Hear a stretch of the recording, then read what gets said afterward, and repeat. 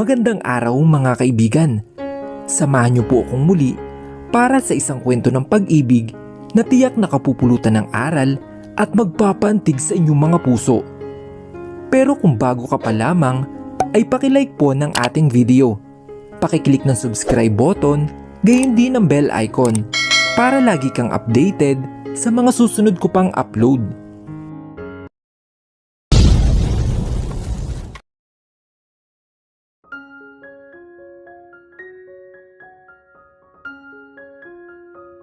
Where are you, Trisha? Napapigit ako at halos ayoko nang ibukang bibig ko sa tanong ni Mateo. Wala ka sa bahay ni Nanay Flora. Narito ako. Napasingap ako. Wala ka bang trabaho? Come on, Trisha. Pumikit ako.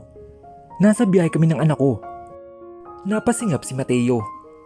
Nasaan ba kayo?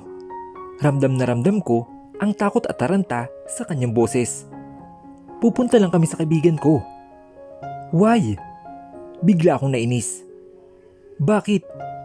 Pinagdududahan mo ba ako? That's not it, Trisha. Parang ganun kasi. I said bitterly. Huwag kang mag-alala. Kaibigan ko ang kikitain ko. Kilala mo naman si Michelle, di ba? Siya ang kikitain ko. Natahimik si Mateo. At baka ilang weeks kami roon. What the heck, Trisha? Really? Oo, Mateo. You have the guts to say that? Bakit parang hindi mo na ako tinuturing na boyfriend? May iba ka na ba, Trisha? Natawa ako. Halos manggigil na ako. Kung wala lang anak ko sa tabi ko, ay baka nakasigaw na ako sa inis. Nag-iba ka na, Mateo. Lumabas na ang tunay na ugali mo. Bahala ka sa buhay mo. Paniwalaan mo ang dapat mong paniwalaan. I will not going to explain to a guy na pagdududahan ako. Wala akong lalaki. At bakit ako manlalaki? May anak ako, Mateo. Trisha. And I ended the call. Tumawag muli si Mateo pero hindi ko nito sinagot. Inop ko na lamang ang phone ko at saka isinandal na lamang ang sarili ko sa upuan. After 4 years, Trisha, nakabalik ka na sa San Isidro. Tiling-tiling na sambit ni Michelle habang tumatalon at kayakap namin ang bawat isa. Sa San Isidro Hotel kami nag-meet at dito rin kami magstay since hindi ako pwedeng makita, lalo na't kilala ang mga magulang ko rito. Miss na talaga kita. Kumala siya sa yakap at hinarap ang anak ko na parehong nakatingala sa amin. Miss na rin kita, Elizabeth. Umupo siya upang mayakap niyang anak ko. Miss na rin kita, Tita Michelle. Halos panggigilan niya ang anak ko bago siya lumayo rito at umayos ng tayo. Inilagay niya ang kanyang kamay sa magkabila niyang bewang at saka ako tiningnan. You look stressed, Trisha. Kinigat ko ang labi ko. Let's not talk about it here, Michelle. Agad niyang tinakpan ang kanyang bibig at saka sinulyapan ng anak ko na manghang-mangha na ibinaling ang kanyang mga mata sa kung saan-saan. Nakasuot ako ng sombrero at naka-face mask ako. Ayoko na makita ako ng mga tauhan nila, Mommy. I know na hindi nila ako hinahanap, pero mas maganda kung mag-iingat kami. Napalunok ako at saka hinawakan ng anak ko sa palapulsuhan. At nagtungo na kami sa hotel room namin. Magkagalit kayo ng boyfriend mo bago kayo nagtungo rito? Gulat na tanong ni Michelle sa akin, sabay simsim sa kanyang kape.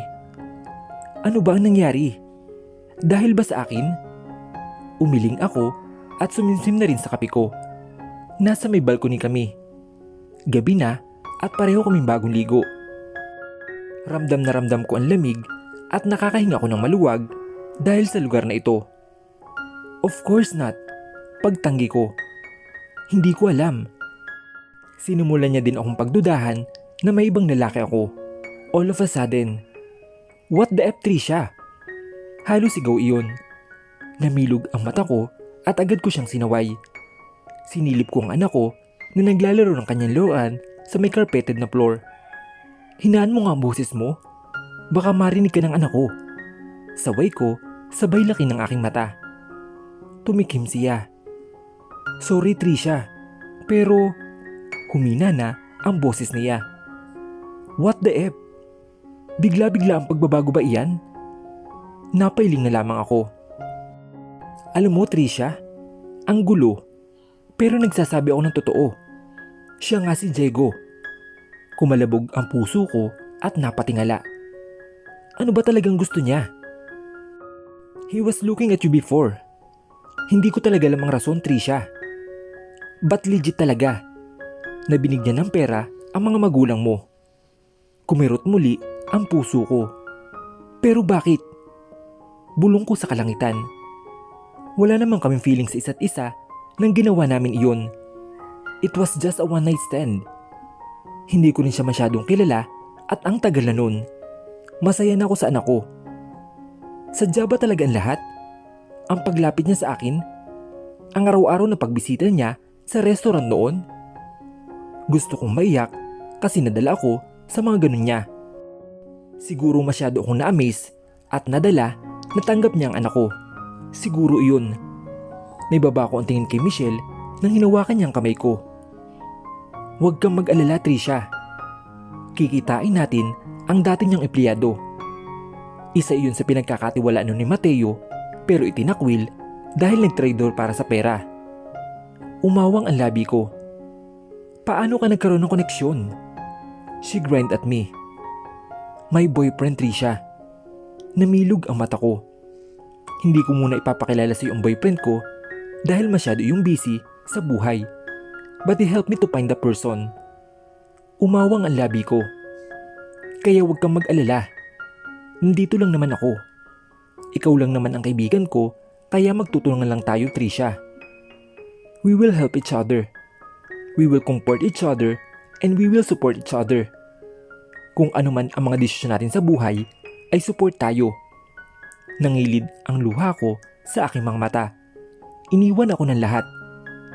Tinalikuran ako ng mga magulang ko simula na nagkamali ako. Pero ang tanging kaibigan ko ay narito pa rin sa tabi ko. Hindi niya ako pinabayaan at hindi niya ako iniwan. Dahil sa emosyon ay tumayo ako mula sa kinaupuan ko at yumakap ako sa kanya. Hindi ko alam kung ano ang gagawin ko kung wala ka. Maraming salamat talaga, Michelle. Hinaplos ni Michelle ang likuran ko. Wala yun. Ikaw lang din naman ang nagturing sa akin na parang tao. Makahulugan niyang sambit. Nang papahiga na ako, ay tinadtad ako ng mensahe ni Mateo. I am sorry, baby. Please answer my call. Ako na ang mali. I'm sorry for doubting you. I love you. I am serious. My love is true. Please don't ever ask me about it again. Hindi mo alam kung gaano kita kamahal. Hindi mo alam kung anong ginawa ko. Maging akin ka lang, Trisha. Umawang ang labi ko sa huli niyang mensahe. Kumalabog ang puso ko at bigla ring kinabahan. Hindi ko alam kung anong ginawa niya. Ano ba ang ginawa niya para mapalapit lang ako sa kanya? May ginawa ba siya? Siya si Diego. Pero kailangan ko pang malaman sa iba. Hindi man lang niya sinabi sa akin. Hindi man lang niya inamin sa akin. At saka hindi naman siguro ako magagalit. Hindi naman siguro ako tatalikod basta-basta. Sabihin niya lang sa akin na wala siyang ibang plano. Pero imposibleng wala. Sobrang imposible. Isa pang misteryoso ay ang envelope na kinuha ko sa opisina niya. Hindi ko pa yun nabuksan at natatakot ako na buksan iyon. Natatakot ako sa posibleng mangyari. Paano kung kukunin niya sa akin ang anak ko? Dahil ang anak ko naman talaga ang pakay niya at hindi ako. Ang dami-dami kong iniisip. Hindi na ako makapag-isip ng maayos. Gusto ko na lang magpahinga. Gusto ko na lang muna kalimutan ang lahat na mabibigat. Siguro bukas, baka nasagot na ang lahat ng katanungan ko.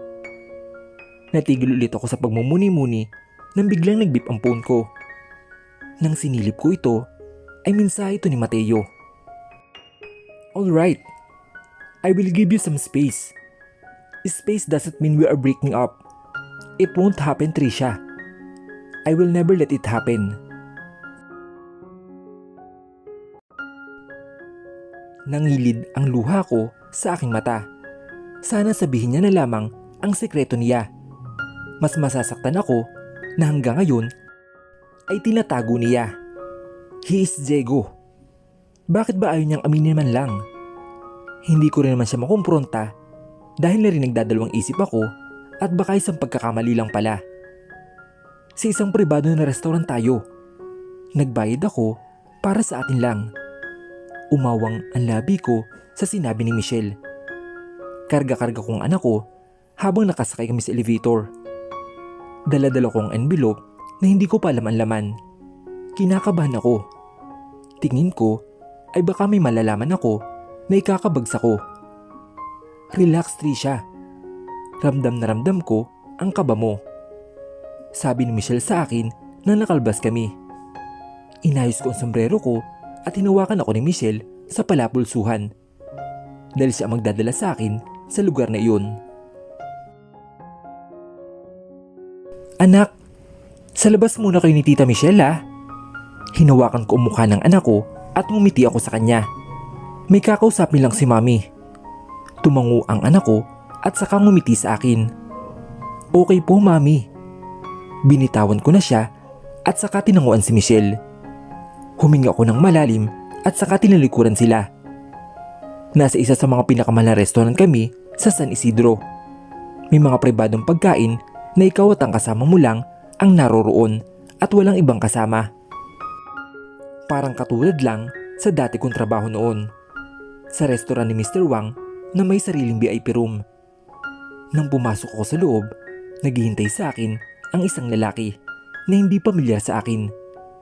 Hindi pa siya masyadong katandaan at simpleng polo lang ang kanyang suot at pinirasan ng black pants. Tumikim ako at hinubad ang aking sombrero. Magandang araw po. Pagbati ko at saka hinilang upuan sa tapat niya. Ang tanging dala ko lang ay ang envelope. Umupo ako at saka tumikim. Iha, kilala kita. Ikaw yung pinapasundan sa akin ni boss dati. Kaso, bigla kang nawala. Namilog ang mata ko sa una niyang bungad sa akin. Umayos ako ng upo at saka napalunok. Sinong boss? Nauutal ko na tanong. Si Boss Diego. Namilog ang mata ko. Kailan? 4 na taon na yata nakalipas, iha. Basta bata ka pa nun at sobrang ganda pa ng buhay mo.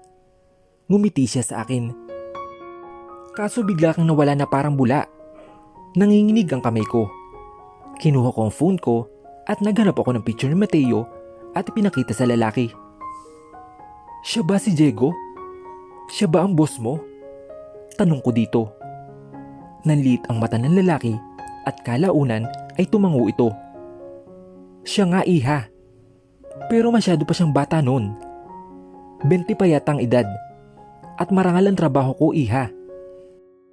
Ang sabi ng dati kong boss ay girlfriend niya ang susundan ko.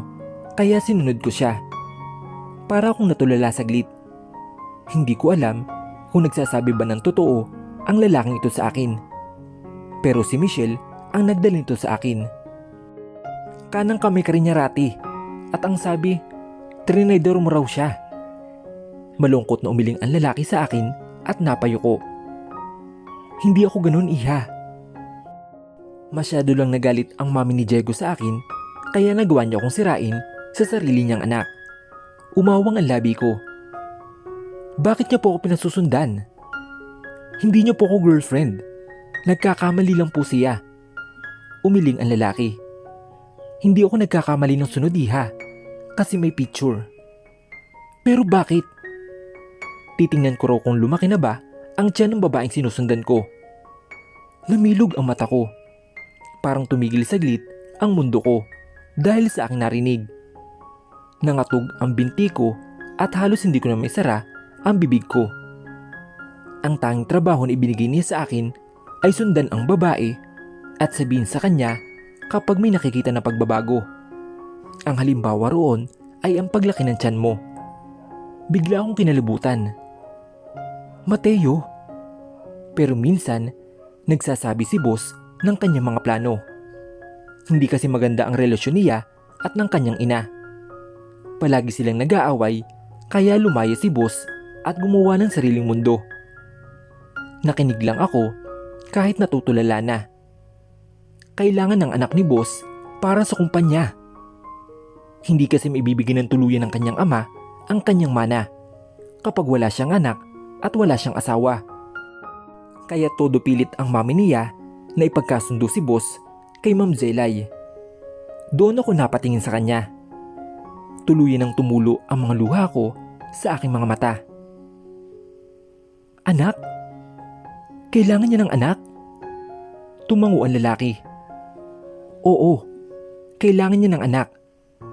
Nanginig ang kamay ko. Sinadya niya ba? Kailangan niya ng anak nun? Kaya ako yung binuntis niya? Sinadya niya iyon? Planado ba ang lahat ng ito? Hindi na tumigil ang pagtulo ng luha ko sa aking mga mata. Sobrang sikip ng dibdib ko. Tanggap ko ang anak ko. Hindi siya isang sabit. Pero hindi ko maiwasan ang magalit. Gusto kong magwala. I was young back then. Hindi ko akalain na planado pala ang pagbubuntis ko dahil lang sa isang estranghero na desperado sa yaman. Ang pangarap ko, ang dati kong buhay, ang mga magulang ko. Bakit ako? Umiiyak ko na tanong. Bakit? Nakita ko ang awa sa mata ng lalaki. Iyon ang hindi ko alam, iha. Wala na akong may babahagi pa. Pero isa lang masasabi ko. Mabait na tao si boss. Masyado lang siguro na desperado noon. Kulang siya sa pagmamahal. Hindi niya naranasan na mahalin siya dahil lagi siyang pinagtatabuyan ng mami niya. Tumayo na ang lalaki sa kanyang inupuan. Yumuko ako at hindi na nag-abala na tumingin pa. Ma'am? Kung ikaw nga po ang girlfriend ni boss, sana intindihin mo po siya. At hayaan niyo po na ma-explain niya ang side niya. Masakit man ito para sa iyo, pero masakit din ito para sa kanya. Nakakalungkot lang na hindi na ako makakalapit dahil na rin nalaso ng utak niya at tingin niya sa akin ay isang traidor. Turing ko sa kanya ay parang isang kapatid. Huwag ka sanang mapagod, iha. Nanatili lamang akong nakayuko hanggang siya ay nakalabas. Napahagulul ako at isinubsob ang sarili ko sa lamesa. Narinig ko ang pagtawag ni Michelle sa aking pangalan. Narinig ko ang kanilang mga yapak. Mommy! Trisha? Agad akong dinaluhan ni Michelle at narinig ko ang paghikbi ng anak ko. Mommy! Inaway ka po ba ng lalaki? Nagangat ako ng tingin sa kanila. Tumingin ako saglit sa anak ko bago kay Michelle. Naalalang-alala na sa akin. Hindi ko matanggap. Napaluha muli ako at yumakap ako sa kanya. Calm down, Trisha. Calm down. Sinubukan akong pakalmahin ni Michelle. Nang makabalik kami sa hotel room namin, naghahabol pa rin ako ng hininga habang umiiyak. Ang kawawang anak ko ay nakatingin lamang sa akin. Tumutulo rin ang luha sa kanyang mata pero kitang-kita ko pa rin ang kanyang pagtataka. Siguro na itanong niya sa sarili niya kung bakit ako umiiyak. Hindi ako umiiyak dahil nagsisisi ako. Naiiyak ako na planado pala ang lahat at wala man lang siyang sinabi sa akin. Planado ba na akong lalapitan niya noon? Binigyan ako ni Michelle ng tubig at niyakap muli ako. Tahan na, Trisha. Sino ang matutuwa kapag malaman iyon? Sino? Nanginginig ang kamay ko. Tiningnan ko si Michelle. Yung envelope, Trisha. Umiling si Michelle sa akin at kumalas sa pagkakayakap. Huwag mo nang buksan. Please lang. Matulog na lamang tayo.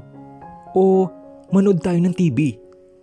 Kung ano man ang narinig mo mula sa lalaking iyon, learn to accept, Trisha. No. Umiling ako sa kanya. It's not acceptable on my part. Hindi mo ako naiintindihan, Michelle. Lumabi ang kaibigan ko. Naiintindihan kita. But please, huwag mo muna isipin iyan. Nasa harapan mo lang anak mo. At sobrang nag-aalayan sa'yo. Napasingap ako at agad tiningnan ng anak ko na malungkot pa ang mga mata. "Mommy?" Napailing na lamang ako. "Mommy, don't cry na po." Lumapit siya sa akin at inabot ang pisngi ko. Gamit ang kanyang maliit na kamay ay pinunasan niya ang mga luha ko. "Mommy, don't cry na po. Hindi na po ako magiging pasaway." Napasingap ako at mas lalong bumuhos ang luha ko sa aking mga mata. Niyakap ko ang anak ko at umiyak ako sa kanyang balikat. "Mahal ka ni Mommy, okay? Mahal na mahal kita, anak. At hindi ako nagsisisi na iniluwal kita sa mundong ito. Hindi dapat. Mahal na mahal ko ang anak ko at gagawin ko ang lahat, hindi lang siya masaktan." Baliw na ba si Mateo? Wala siyang puso. Baka pagpapanggap lang pala ang lahat. Baka hindi niya talaga ako mahal. Napapikit ako dahil sa aking niisip. Mateo doesn't want to break up with me. Pero bakit? Dahil nasa akin pang anak niya? Grabe. Ano ang tingin niya sa anak ko? Laruan? Kung gusto niya talaga ng anak dati pa, sana bumili lang siya. Ang husay. Planado pala ang lahat. May sariling timeline. I felt betrayed. And I don't think I can still be with Mateo. Ayaw ko na siyang makausap at ayaw ko muna siyang makita. Sa sobrang pagod at iyak ko ay nakatulog ako sa sopa. Ang anak ko ay nakatulog na rin sa manghita ko. Nahawak-hawak ang kamay ko. Bigla akong nakonsensya. Nakita ng anak ko na umiiyak ako.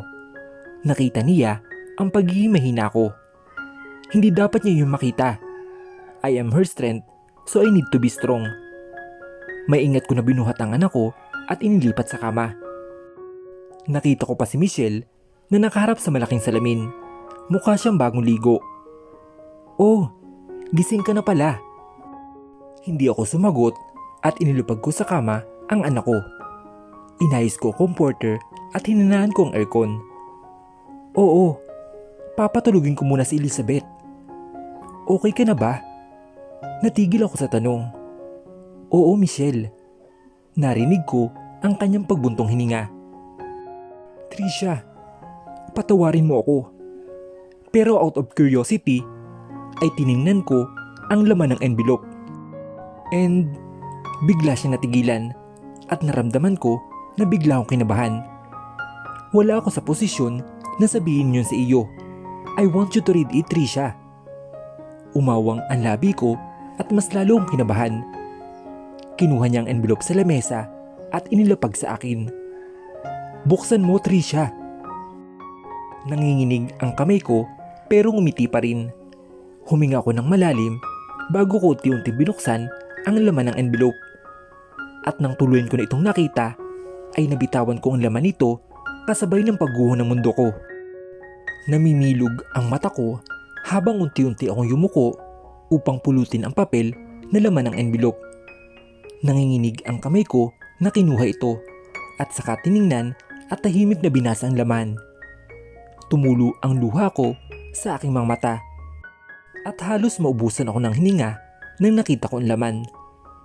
99.9%. "Michelle!" Tinakpan ko ang bibig ko upang pigilan ko ang sarili ko na humagulhol. "Siya nga, Michelle. Totoo nga." Tumayo si Michelle at saka niyakap ako ng mahigpit. Iyak ako ng iyak. Nasasaktan ako. Nasasaktan ako sa mga pangyayari. Para akong pinaglalaruan. Pina-DNA test niya ang anak ko na hindi man lang nagpapaalam sa akin. Siguro isa ito sa plano niya. Lumapit siya sa akin at sinabi niya na gusto niya ako para makalapit sa anak ko. Natatakot ako. Hindi ko na alam. Hindi ko na alam ang totoo. Gulong-gulo lang ang isip ko. Baka isang araw ay kunin niya sa akin si Elizabeth at maiwan ako na mag-isa. Yun ang hindi ko kakayanin at hindi ko hahayaan na mangyayari. Magsisisi siya kung bakit siya pumasok sa buhay ko. Magsisisi si Mateo. Parang napalitan ng galit ang nararamdaman ko sa kanya. He planned all of this. Ang galing niya. Pero mas magaling ako. hindi na ako magpapauto ulit. Break up with him, Trisha. Naikuyom ko ang aking kamao. Or ipakita mo sa kanya na hindi ka basta-basta. Isampal mo sa kanya ang kaguguhan niya para ma-realize niya kung ano ang pagkakamali niya.